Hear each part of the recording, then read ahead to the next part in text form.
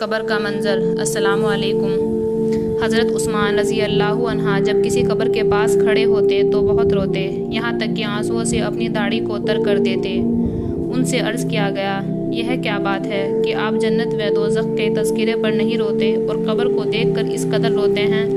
آپ نے فرمایا کہ رسول اللہ صلی اللہ علیہ وسلم کا ارشاد ہے، قبر آخرت کی منزلوں میں سے پہلی منزل ہے۔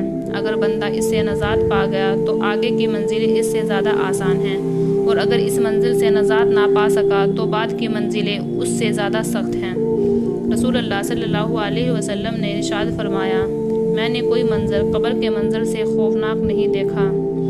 رسول اللہ فرماتے ہیں، جب میت کے دفن سے فارغ ہو جاتے تو قبر کے پاس کھڑے ہوتے اور ارشاد فرماتے کہ اپنے بھائی کے لیے اللہ تعالیٰ سے مغفرت کی دعا کرو اور یہ مانگو کہ اللہ تعالیٰ اس کو سوالوں کے جواب دینے میں ثابت قدم رکھے، کیونکہ اس وقت اس سے پوچھ تاچھ ہو رہی ہے۔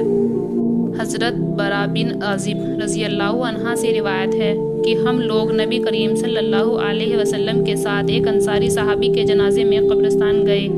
جب ہم قبر کے پاس پہنچے جو کہ ابھی کھودی نہیں گئی تھی، نبی کریم صلی اللہ علیہ وسلم وہاں قبر کی تیاری کے انتظار میں تشریف فرما رہے تھے، اور آپ کے ارد گرد ہم بھی اس طرح متوجہ ہو کر بیٹھ گئے کہ ہمارے سروں پر پرندے بیٹھے ہوں۔ آپ کے ہاتھ میں لکڑی تھی جس سے زمین کو کلید رہے تھے، جو کسی گہری سوچ کے وقت ہوتا ہے۔ پھر آپ صلی اللہ علیہ وسلم نے اپنا سر مبارک اٹھایا اور 2 یا 3 مرتبہ فرمایا، عذاب قبر سے اللہ تعالیٰ کی پناہ مانگو۔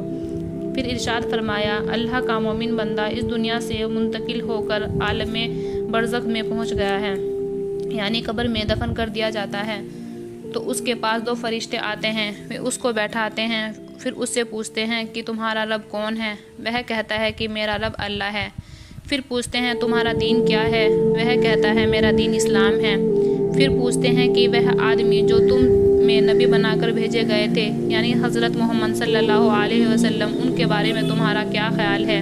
وہ کہتا ہے وہ اللہ تعالیٰ کے رسول ہیں۔ فرشتے کہتے ہیں کہ تمہیں یہ بات کس نے بتائی، یعنی تمہیں ان کے رسول ہونے کا علم کس ذریعے سے ہوا؟ وہ کہتا ہے کہ میں نے اللہ تعالیٰ کی کتاب پڑھی، اس پر ایمان لایا اور اس کو سچ مانا۔ اس کے بعد رسول اللہ صلی اللہ علیہ وسلم ارشاد فرماتے ہیں، مومن بندہ فرشتوں کے مذکورہ بالا سوالوں کے جواب جب اس طرح ٹھیک دے دیتا ہے تو ایک منادی آسمان سے آواز دیتا ہے، یعنی اللہ تعالیٰ کی طرف سے آسمان سے اعلان کرایا جاتا ہے کہ میرے بندے نے سچ کہا، لہٰذا اس کے لیے جنت کا بستر بچھا دو، اسے جنت کا لباس پہنا دو، اور اس کے لیے جنت میں ایک دروازہ کھول دو، اور دروازہ کھول دیا جاتا ہے، اور اسے جنت کی خوشگوار ہوائیں اور خوشبوئیں آتی رہتی ہیں، اور قبر اس کے لیے حد نگاہ تک کھول دی جاتی ہے۔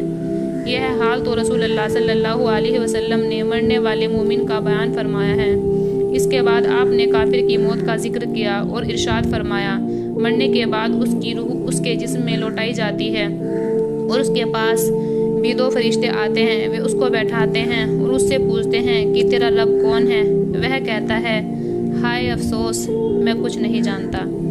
پھر فرشتے اس سے پوچھتے ہیں کہ تیرا دین کیا ہے؟ وہ کہتا ہے، ہائے افسوس، میں کچھ نہیں جانتا۔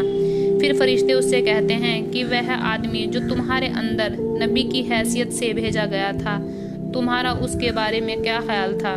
وہ پھر بھی یہی کہتا ہے، ہائے افسوس، میں کچھ نہیں جانتا۔ اس سوال و جواب کے بعد آسمان سے ایک پکارنے والا اللہ تعالیٰ کی طرف سے پکارتا ہے، اس نے جھوٹ کہا۔ پھر اللہ تعالیٰ کی طرف سے ایک منادی آواز لگاتا ہے کہ اس کے لیے آگ کا بستر بچھا دو اور اسے آگ کا لباس پہنا دو، اور اس کے لیے دوزخ کا ایک دروازہ کھول دو۔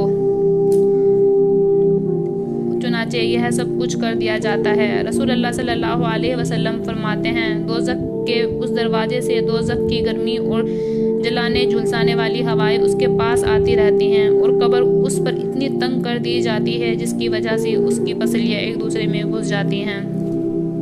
ایک روایت میں یہ بھی آیا ہے کہ رسول اللہ صلی اللہ علیہ وسلم نے ارشاد فرمایا، بندہ جب اپنی قبر میں رکھ دیا جاتا ہے اور اس کے ساتھی یعنی اس کے ساتھ جنازے کے ساتھ آنے والے واپس چلے جاتے ہیں، اور ابھی وہ اتنے قریب ہوتے ہیں کہ ان کی جوتیوں کی آواز وہ سن رہا ہوتا ہے، اتنے میں اس کے پاس 2 فرشتے آتے ہیں، وہ اس کو بیٹھاتے ہیں، پھر اس سے پوچھتے ہیں، تم اس شخص یعنی محمد صلی اللہ علیہ وسلم کے بارے میں کیا کہتے ہو جو مومن ہوتا ہے؟ وہ کہتا ہے کہ میں گواہی دیتا ہوں کہ وہ اللہ تعالیٰ کے بندے اور اس کے رسول ہیں۔ یہ جواب سن کر اس سے کہا جاتا ہے کہ ایمان نہ لانے کی وجہ سے دوزخ میں جو تمہاری جگہ ہوتی اس کو دیکھ لو، اب اللہ تعالیٰ نے اس کے بدلے تمہیں جنت میں جگہ دی ہے۔ دوزخ اور جنت کے دونوں مقام اس کے سامنے کر دیے جاتے ہیں، وہ دونوں کو ایک ساتھ دیکھتا ہے، اور جو منافق اور کافر ہوتا ہے تو اسے اسی طرح مرنے کے بعد اس سے بھی رسول اللہ صلی اللہ علیہ وسلم کے بارے میں پوچھا جاتا ہے کہ اس شخص کے بارے میں تم کیا کہتے ہو؟ وہ منافق اور کافر ہوتا ہے کہ میں اس کے بارے میں کچھ نہیں جانتا۔